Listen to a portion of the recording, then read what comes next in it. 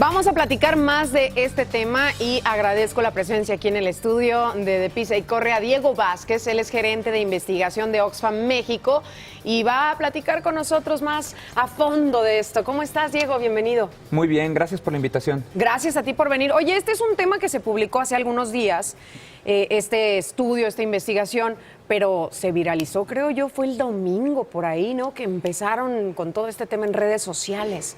Sí, lo que pasa es que se juntó la publicación de este informe con todo un debate que se hizo sobre la Fórmula 1 en algún programa de televisión en donde se mencionó que existía en México una pigmentocracia, ¿no? Y Claro. eso fue lo que, digamos, encendió el debate en redes sociales.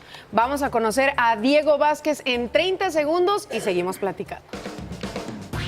Soy Diego Vázquez, gerente de investigación de Oxfam México, y me va a dar mucho gusto platicar con ustedes en el programa de Nacho Lozano sobre nuestro último informe, Por mi raza hablará la desigualdad. En este informe estudiamos los efectos que tiene el racismo en México en las oportunidades educativas, laborales y económicas de la gente. No se lo pierdan, va a estar muy interesante. ¿Cómo es que inician con esta investigación? ¿Cómo surge la idea? ¿Y quiénes participan? Porque me imagino que es un gran equipo.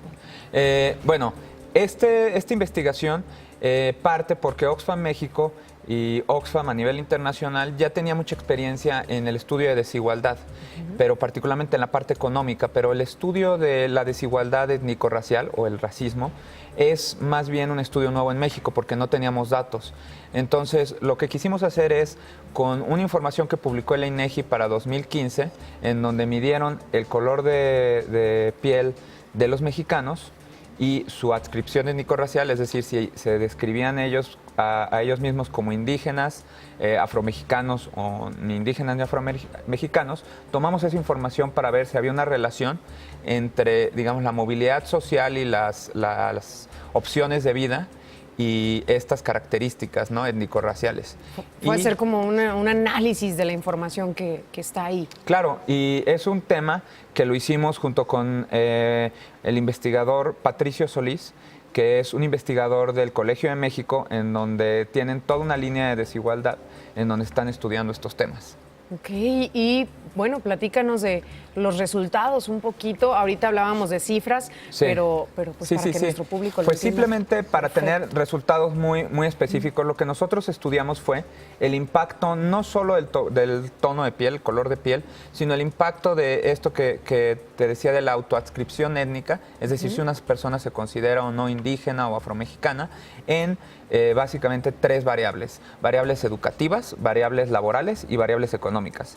Y en todos los casos encontramos que hay una relación muy directa entre estas características y los resultados. Básicamente, la gente que tiene tonos de piel más oscuros, que se autoidentifica como indígena o que habla una lengua indígena, tienen pues menores oportunidades, ¿no?, de tener mejores ingresos, de, por ejemplo, tener una carrera profesional o de tener, digamos, un trabajo laboral, digamos, calificado. Y bien remunerado. Entonces, Sí. me imagino que trata también de lo que gana una persona con estas características raciales y lo que gana una persona de, no sé, tez blanca. ¿Hasta eso compararon? Sí, bueno, no lo comparamos tan a nivel de ingresos porque no preguntaron los ingresos, pero lo que hacemos es preguntarles, digamos, qué ocupación tienen, cuál es su nivel de escolaridad, digamos, con sus características de educación y de algunas cosas en la vivienda, podemos más o menos ver qué nivel de riqueza tienen y a partir de ahí es que obtenemos estos resultados, ¿no? Y algo que es bastante interesante de estos resultados es, incluso si se toman en cuenta algunas características como, digamos, el lugar de origen, o sea, qué características tenían tus padres, que es un determinante muy fuerte de estas opciones, encontramos que aún así, digamos, estas características influyen en la vida de las personas y particularmente para las mujeres, que es un dato también muy interesante. O sea, estas características afectan desproporcionadamente a las mujeres. Es increíble, ¿no? Que, o sea, el momento que estamos viviendo y todavía ver este tipo de resultados, sí, deberíamos ya estar un poco más allá, avanzados, que ni siquiera fuera tema, vaya, ¿no?, de conversación. Sí, y es algo que a nosotros, la verdad es que de alguna manera nos sorprendió mucho en el debate que hubo en redes sociales, como que fuera tan complicado hablar de esto, ¿no? Y creo que este informe también funciona para abrir esta conversación que a muchos podrá parecer incómoda tal vez, o que sea de alguna manera una suerte de tabú, porque tenemos esta idea de que todos somos mestizos de alguna manera, pero pues esto ayuda como a visibilizar cosas que a lo mejor como sociedad no estamos acostumbrados a platicar, ¿no? Claro. Oxfam, para quienes a lo mejor no conocen el trabajo a ciencia cierta, lo que ustedes realizan, platiquemos a nuestro público. ¿Qué hace Oxfam? Bueno, Oxfam es una organización que está, una confederación de 22 miembros que está en países alrededor del mundo, cuya función es, digamos, atender temas de pobreza y desigualdad. Y en el caso de Oxfam México, además de tener programas en territorio, tenemos toda un área de investigación que se encarga justamente de tratar de juntar evidencia para visibilizar estos problemas sociales. Es no gubernamental, lógicamente. Es no gubernamental, sin embargo, de pronto llegan a trabajar de la mano con gobierno o como apoyo. Mira, nosotros no recibimos dinero de gobierno, pero, digamos, tratamos de construir a través de esto como canales para trabajar, ¿no? Por ejemplo, otras instituciones que han estado trabajando esto es CONAPRED, ¿no? CONAPRED ya tenía cierto trabajo de hacer esto. Entonces, básicamente lo que queremos con estas investigaciones pues es, digamos, tender canales con gobiernos para buscar soluciones de política pública para atender este racismo, ¿no? Y estas desigualdades que vivimos día con día. ¿Y cómo es que nadie lo había puesto sobre la mesa, si es algo del día a día? Y cuando lo hicieron, no, bueno, esto se volvió viral en cuestión de horas y los comentarios empezaron los positivos y los negativos. Ya sabemos que una vez que se cuelga un documento en internet, eso puede pasar con fotografías y demás archivos. Pero empezaron a sacar temas que, vaya, son viejos para la organización tal vez, como el tema de Haití. Empezaron una especie de venganza en redes sociales, ¿no? Sí, pues básicamente el tema de Haití, que fue un tema que, digamos, este caso no fue de Oxfam México. Oxfam, como te comentaba, es una confederación de diversos miembros, ¿no? Entonces, todos estos casos están vinculados con Oxfam Internacional. Nosotros somos independientes de esa organización y pues nuestro trabajo también lo es de todas estas cosas, ¿no? En donde además ya se tomaron acciones, pero sí hubo, te comento, una serie de comentarios negativos, o sea, como ataques a la organización, no tanto al trabajo, ¿no? Entonces, pues nosotros esperamos que esta conversación pues, se pueda mantener en lo que es importante para México, ¿no? Que es este racismo que vivimos. Es que buscaron de inmediato desviar de alguna manera la atención, ¿no? Sí. Y se fueron a sacar estos datos que ya son, además, viejos. Se dieron a conocer en 2018, pero no tiene nada que ver con México, como dices. Pero como que de ahí empezaron, ¿no? A ver, ustedes hacen esto, a querer juzgar de alguna manera que el trabajo que ustedes realizan por un estudio que publicaron. Sí, yo creo que, como te decía, ¿no? Este tema es bastante complicado, es un tema difícil de platicar. Y, digamos, los temas tan polémicos, en especial cuando una organización tan grande como Oxfam publica esto, pues de alguna manera era esperable que hubiera este tipo de ataques que nada tienen que ver con este tema tan terrible y nada tienen que ver con Oxfam México como organización, ¿no? Nada más para aclarar, pues esto fue durante los terremotos de Haití, hace casi más de 10 años. Entonces, digamos, creo que lo importante ahora pues es centrarnos no tanto en ni siquiera nosotros como organización, ¿no? Sino estos datos tan preocupantes, ¿no? Porque más allá de quién lo diga, pues lo importante es buscar soluciones y como sociedad atender esto para poder, digamos, eliminar estos prejuicios, ¿no? Que además son históricos, ¿no? No podemos taparnos los ojos y hacer como que nada pasa, ¿no? Como que todo transcurre con normalidad. Hay que ver estas cifras, estos datos y ver pues, las acciones a tomar, ¿no? Sí, lo que queremos es abrir la discusión, lo que queremos es digamos, de alguna manera nos decían, no, pues es que con esto ustedes son los que están siendo racistas, ¿no? Porque están diciendo que una persona, a lo mejor de tono de piel más oscura, no puede tener, digamos, oportunidades o no puede ser rica, ¿no? Y no, lo que nosotros decimos es, para una persona con estas condiciones, y más si tiene otros, digamos, determinantes como que sea mujer, ¿no?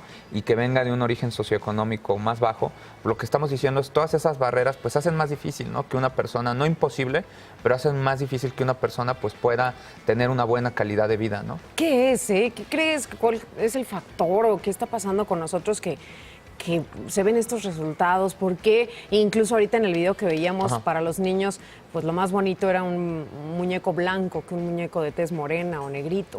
¿Qué es lo que pasa? Pues yo creo que tenemos interiorizado el racismo, ¿no? O sea, yo creo que el prejuicio está interiorizado de tal manera que es invisible, ¿no? O sea, a esta conversación. También creo que, digamos, hay toda una narrativa de que como México, o sea, se considera un país de gente mayoritariamente mestiza, pues de alguna manera se pensaba que todos eran iguales, ¿no? Que todos éramos iguales, pero lo que mostramos con esto es que sí hay factores que afectan más a unas personas que a otras, ¿no? Sí, y no nos podemos cegar ante estos hechos, ¿no? Hace poco, que fue el Día de los Pueblos Indígenas, tuvimos aquí invitados y platicábamos precisamente de eso y nos decía que efectivamente continúa el racismo, incluso al interior de sus comunidades. Pasa que ¿por qué vas a salir a estudiar? ¿Por qué te vas a ir a la capital, ¿no? A seguir estudiando si eres mujer. O sea, como que ese es tema para hombres, el que se preparen, el que salgan adelante, y la mujer todavía ellos la ven como la que tiene que estar en casa, haciéndose cargo de la familia y demás. Todavía está ese prejuicio muy arraigado, ¿no? Sí, o sea, son varias barreras, ¿no? En este caso es la barrera lingüística, que es un factor que afecta a la educación, la barrera, digamos, racial, que es un factor de prejuicio, y como dices, ¿no? La barrera de género, que es súper importante, porque eso implica que muchas mujeres se les cierran las oportunidades para tener mejores opciones de vida, ¿no? Entonces, si tú eres una mujer indígena que nace en el sureste del país, por ejemplo, pues tus oportunidades van a ser muy limitadas, ¿no? Por el contexto social en donde esta persona nace, ¿no? Entonces, yo creo que como sociedad pues tenemos que buscar soluciones para darle oportunidades a todos, ¿no? Claro. Oye, y ahorita que hablábamos de este tema de la Fórmula 1, hubo un programa de debate donde platicaron precisamente al respecto que no todos tienen o tenemos la oportunidad de ir a un evento de este tipo porque es para, digamos, fifís. Ahora hacen esa división en la que tampoco estoy de acuerdo, porque creo que también, no sé si tú estés de acuerdo conmigo, pero también nos separa, ¿no? Pues sí, nos divide. Digamos, esa discusión estuvo, de alguna manera, se hablaba de lo que es clase social y lo que es tono de piel, ¿no? Y aquí es importante aclarar que son dos factores distintos, ¿no? Y que de alguna manera conviven porque México, digamos, es una sociedad clasirracista, es una sociedad con cierto clasismo y con cierto racismo. Lo que es cierto es que más allá de si son fifís o no son fifís, no nada más es el color de piel influye, pero también otras cosas como lo que comentábamos, ¿no? O sea, la identificación étnico-racial, una persona, particularmente si habla o tiene su lengua materna es de algún pueblo indígena, eso tiene grandes efectos, ¿no? Entonces yo creo que no hay que centrarnos en la discusión de cosas como la Fórmula 1, digo, está bien eso, ¿no? Pero hay que tener un panorama mucho más amplio, ¿no? Hay que hablar de opciones educativas, hay que hablar de opciones laborales, y más allá de eso hay que hablar de soluciones, ¿no? ¿Cómo podemos hacer para garantizar que una persona que nace con estas, digamos, barreras sociales pueda tener, digamos, acceso a oportunidades, ¿no? Para que pueda acceder a mejores niveles de vida? Solo para darte un dato, ¿no? Coneval hace 3 semanas más o menos publicó sus cifras de pobreza. El 76%, es decir, casi 3 de cada 4 personas que hablan en su lengua materna, una lengua indígena, está en situación de pobreza, ¿no? Entonces eso es un reto, yo creo, que no podemos postergar como país, ¿no? Claro, y precisamente la chava que estuvo en esa ocasión aquí con nosotros representando a pueblos indígenas nos decía cómo es que incluso hasta se van perdiendo las lenguas porque les da pena que la gente los escuche hablar y entonces los etiqueta y pues viene todo este tipo de situaciones, ¿no? Sí. Las que platicamos. Sí, o sea, yo creo que la solución no pasa por invisibilizar o ir en contra de los usos y costumbres que de alguna manera son parte de la identidad de estos grupos, sino más bien buscar qué opciones de política pública hay. Por ejemplo, una de las cosas que habíamos propuesto era que se invirtiera más en traductores, ¿no?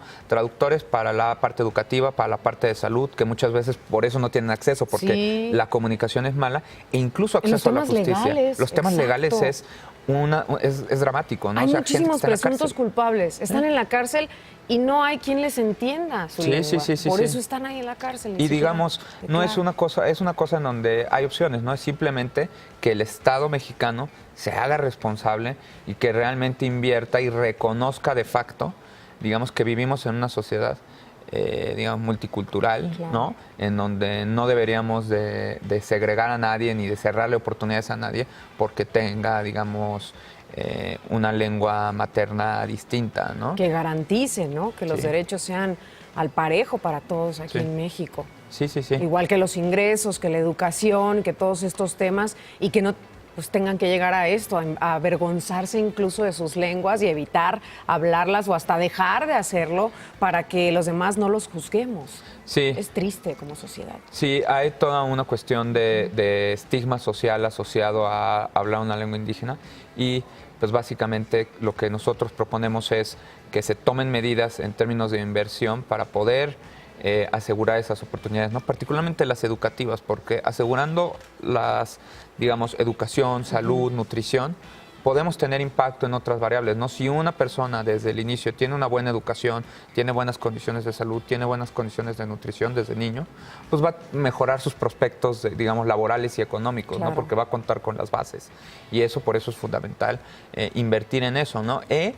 Y a la par, invertir también y trabajar en regulación para prevenir la discriminación, ¿no? Para que, por ejemplo, en el empleo no te pidan tu CV con foto, ¿no? Muchas veces se acostumbra mucho de pedir el CV con foto, entonces también han hecho estudios ahí en el Colegio de México en donde comprueban que particularmente para las mujeres, mandar el CV con la fotografía, si tienes un color de piel, digamos, más oscuro, te afecta, ¿no? En tu probabilidad de encontrar empleo. Tienes menos posibilidades. Sí. No, bueno, oye, qué buen estudio. Muchísimas gracias por estar aquí con nosotros, Diego. Oxfam trabaja a través de donativos, ¿verdad? Sí, recibimos donativos de personas físicas, o sea, de personas que quieran donar a nivel individual y también donativos de otras instituciones, digamos, internacionales, ¿no? Y se pueden sumar el público. Sí. Si quieren conocer más de nuestro trabajo, ¿no? Y quieren unirse, sumarse, nuestra página es www.oxfammexico.org,